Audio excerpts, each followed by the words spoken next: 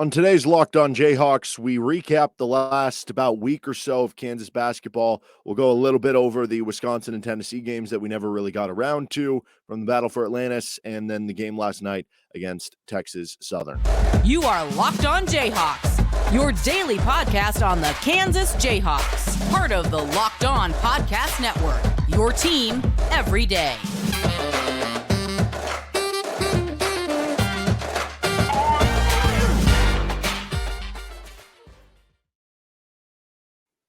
I'm Derek Johnson. Thanks for making Locked On Jayhawks your first listen every day. We are free and available wherever you get your podcasts. You can also find us on YouTube, and you can also hear me as well on Rock Chalk Sports Talk Monday through Friday from 3 to 6 on KLWN. If you have anything you want the show to talk about, hit us up in the comments section on YouTube or at D Johnson Radio on Twitter. And on today's edition of Locked On Jayhawks, we're going to recap the last week or so of Kansas basketball. Didn't have an episode after the Wisconsin or Tennessee games. Yesterday's episode, we talked KU football against K-State. So wanted to go into those a little bit more, but also we'll talk about the game last night against Texas Southern.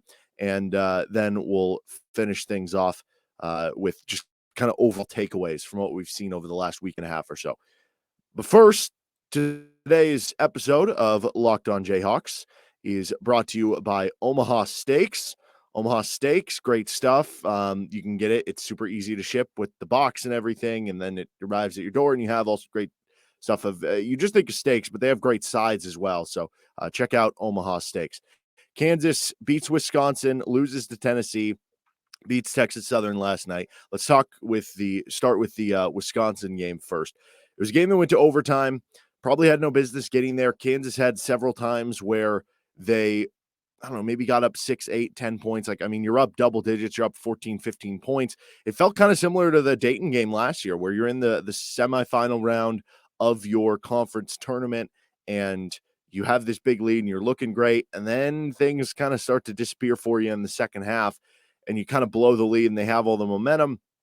It felt like that was going to be the case, but Kansas was actually the one who hit the crazy buzzer beater. Like if you remember from that Dayton game, they hit like a buzzer beater that it like hit off the side of the rim and bounced in and whatnot. This time Kansas gets the crazy buzzer beater off the Zach Clemens missed three and Bobby Pettiford crazy hang in the air shot. They had to hit heroics at the end of regulation though too. Zach Clemens misses the corner three, saves it off the rebound from kind of the baseline area and gets it into Kevin McCullough, who gets an open three and knocks it down. It was a game that looked like you were going to run away with early.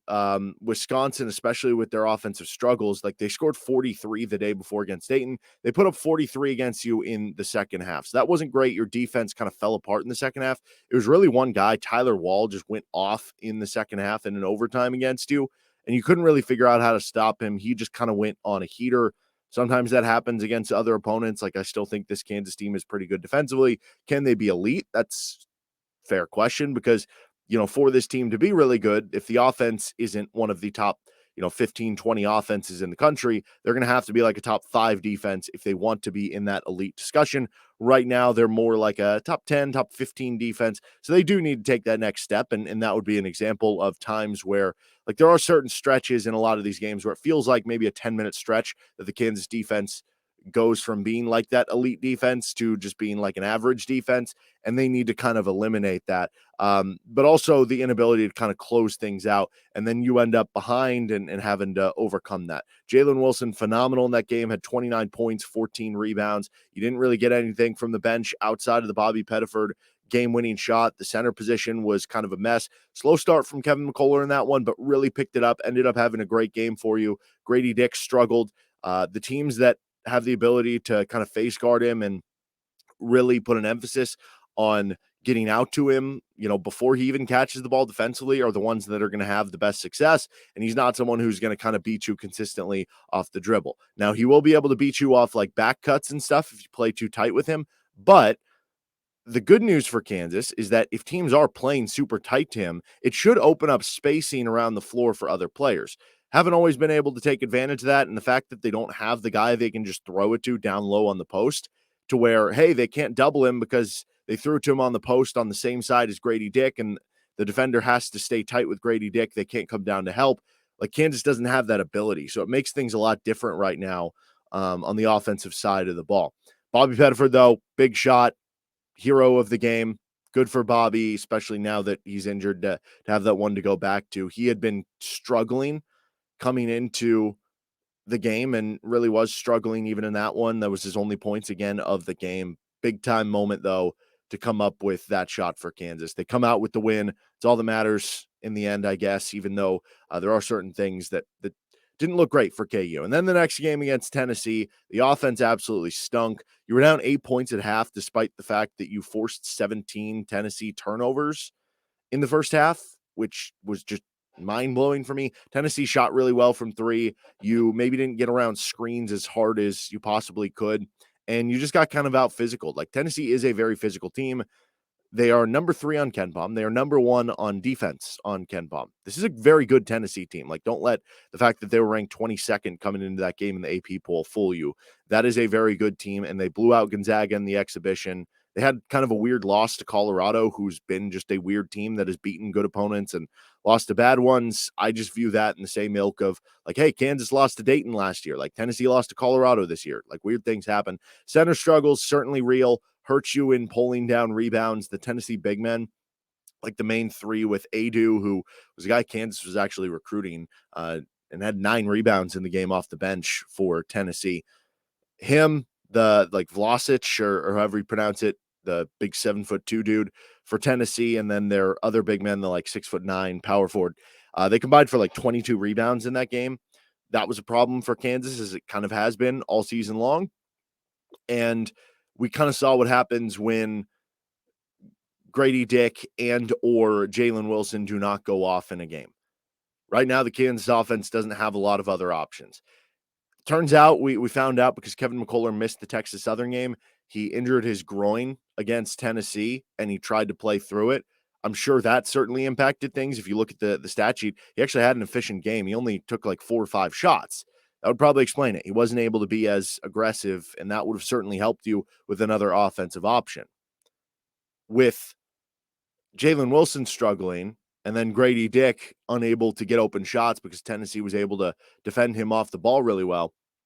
And then you have DeJuan Harris, who at times when Kansas has needed a bucket, he had those back-to-back games where he scored 14 points. He actually has shown the ability to, at times, make tough shots for you, but he fouled out. He was in foul trouble. So you didn't really have any offensive options. That's kind of a throw the tape in the dumpster game for me in that standpoint. DeJuan Harris, if he does foul out again this season, which I don't really expect to, probably won't be in 17, 18 minutes like it was in that one. Bobby Pettiford was hurt, so there's an initiator gone. Joe Yesufu actually played pretty well. That could be a big takeaway from that, 14 points. We get to the Texas Southern game where he kind of built off that. You look at the inability of 5 men to score, which that's kind of a consistent, but just a lot of things in that game that I look at and say, okay, well, Tennessee's a good team. A lot of bad things happen to you. It happens. You know, you're not going to win every game. You're not a perfect team.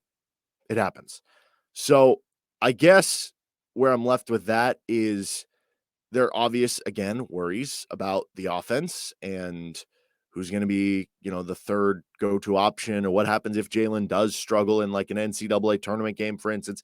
Can you pick it up around him? Because in that game, he showed not really the case.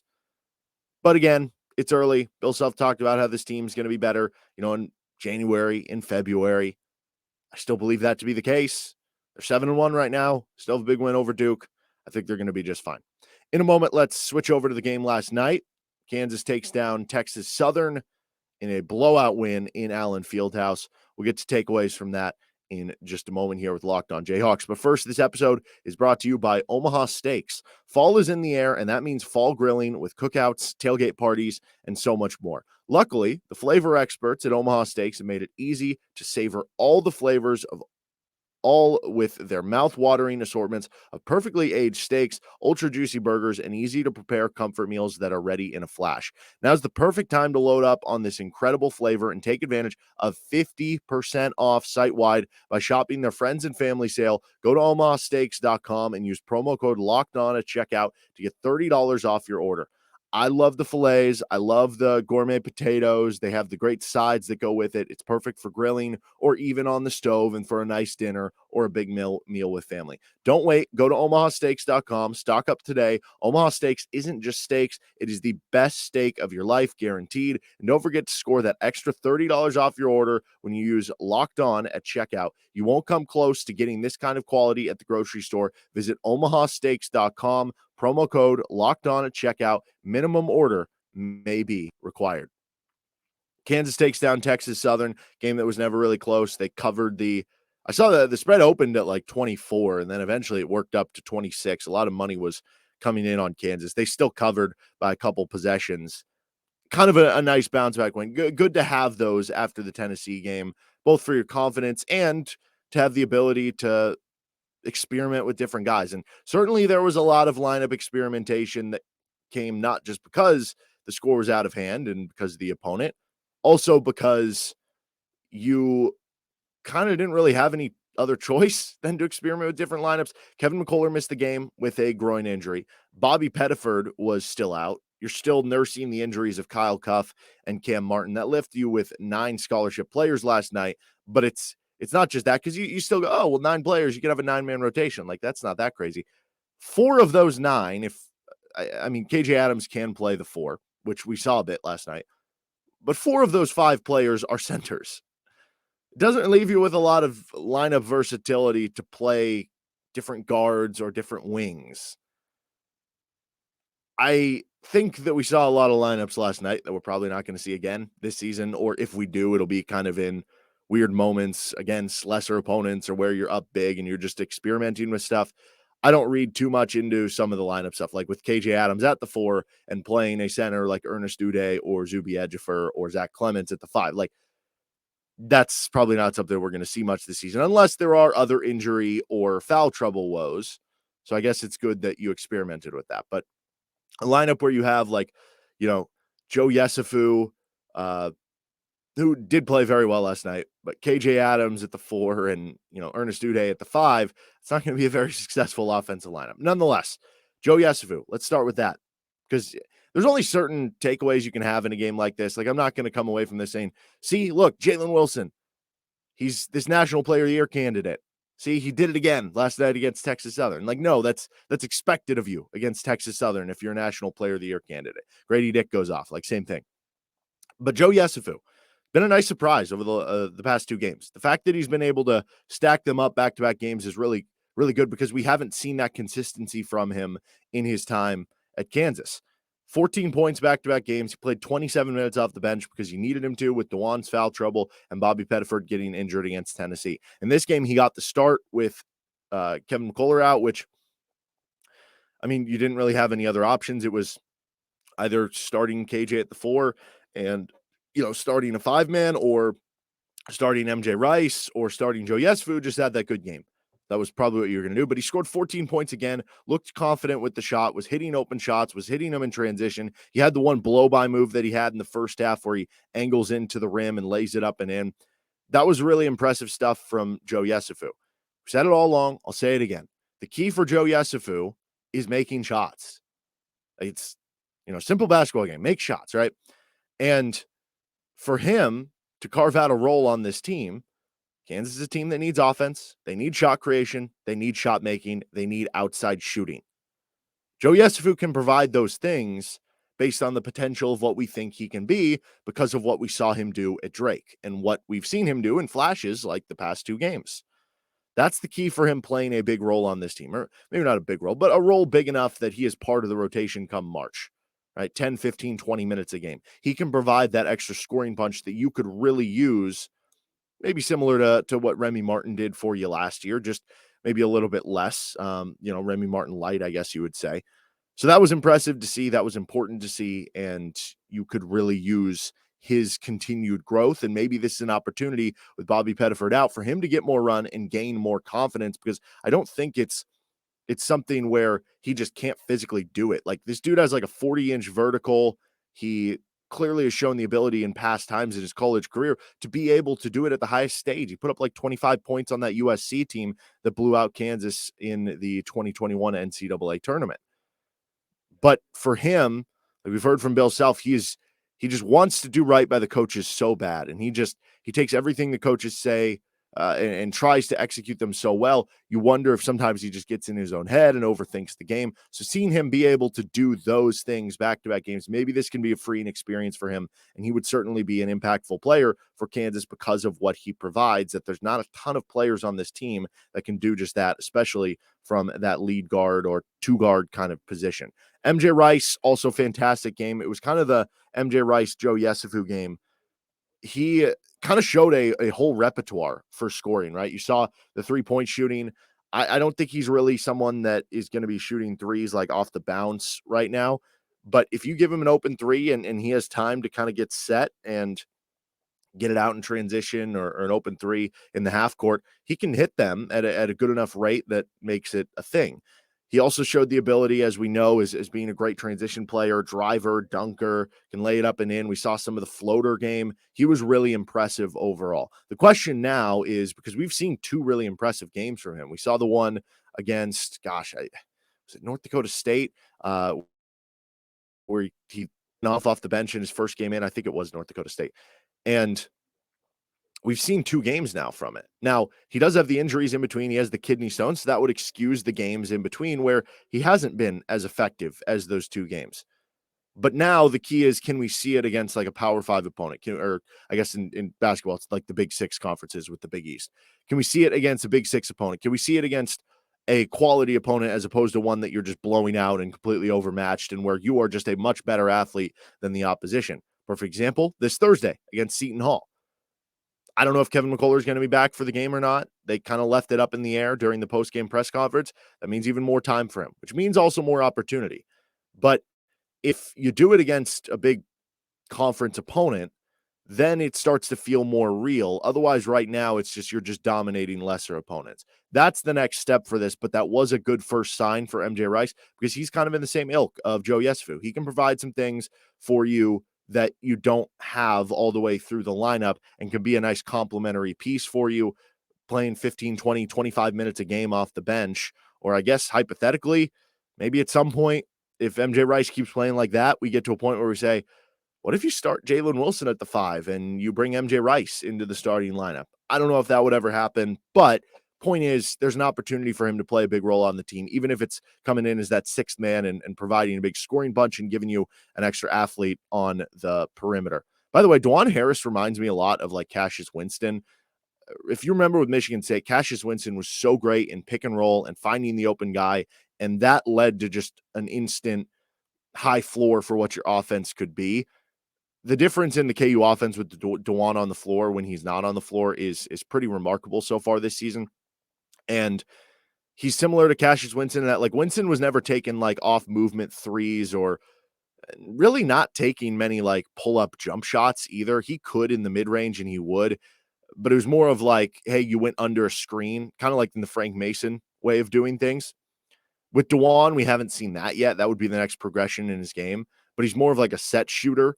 And he's a great facilitator, great in that, like good defender, just very cerebral game with DeJuan. That kind of reminds me in certain ways of what Cassius Winston did, who great, unbelievable college player. Still no clue what to expect from the center position. I really like Zuby. I think I'm on Team Zuby officially. That could also change next game. So I guess not officially. But I like the fact that he rebounds the basketball. We're going to on tomorrow's show do like a deep dive into how Kansas has done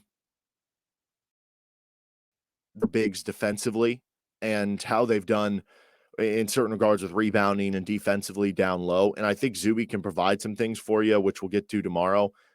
I just don't know, though, what to expect. I mean, Zach Clemens, he's going to have to start shooting if he wants a bigger role, and that hasn't happened yet. He shot like 40% his senior year at Sunrise Christian Academy. I know that's high school, but you would think that at least means that he is a good shooter, and I don't know if it's a loss of confidence or what, but we haven't seen him be able to make it. Ernest Uday has really struggled ever since, I think, the North Dakota State game.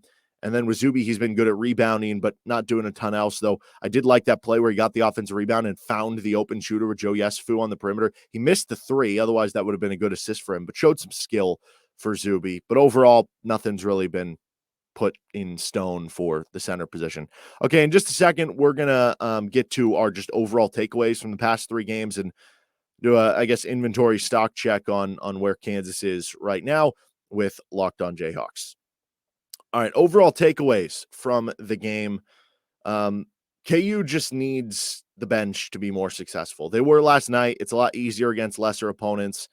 You had MJ Rice go off, coming off the bench. You had solid rebound numbers from Ernest Uday and Zuby Ejiofor off the bench.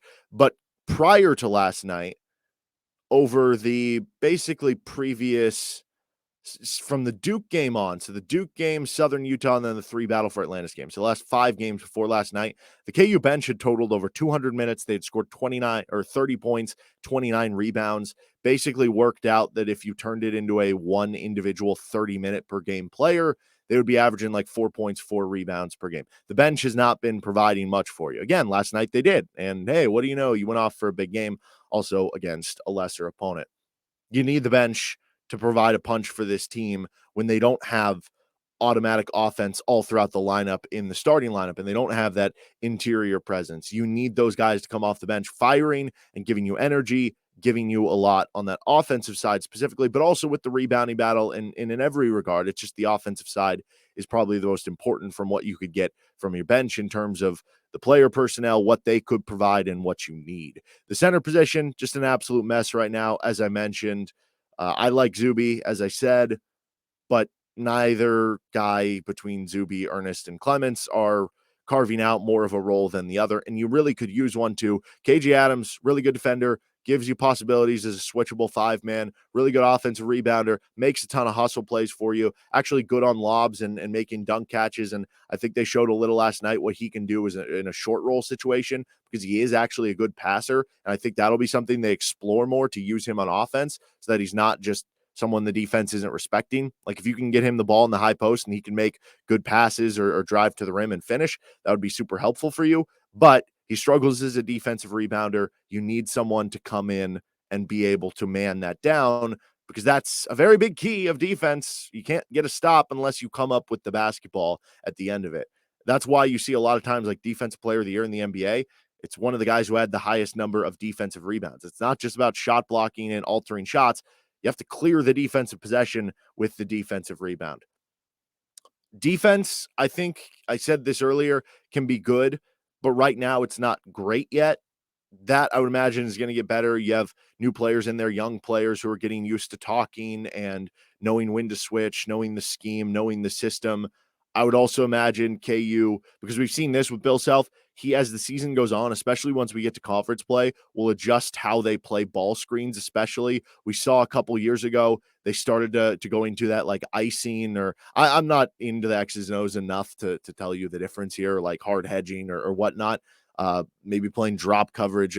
Here's just different terms that they could possibly do. Again, I'm not going to break down what they could or couldn't do, what they're doing or not doing right now. I would imagine some of that stuff is going to get changed up or altered to the specific personnel, but that's part of why it'd be more beneficial to pick one guy, because maybe for a guy like Ernest Uday, what if he's better at icing ball screens, or what if Zuby Ejiofor is better in drop coverage, so that if you could find your one center that's going to play a lion's share of the minutes with KJ Adams. So like KJ's playing 20 minutes a game, the other center's playing 20 minutes a game. And maybe if one gets in foul trouble or you give another a look for 5 minutes in a specific game, but you know that, hey, for a majority of the game, we're going to play this style of defense as opposed to having to change it up based on the center.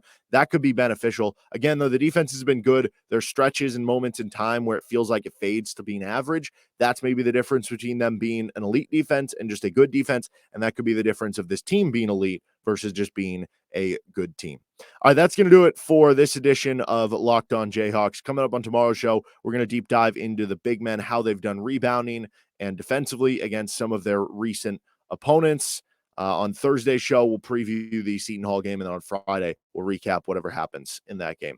Thanks for joining us today on this edition of Locked On Jayhawks. If you have anything you want to ask, comment section on YouTube, at D Johnson Radio on Twitter. Don't forget to subscribe to the show, whether it's anywhere you get your podcasts or through YouTube. That'll do it for today. Have a good rest of your day.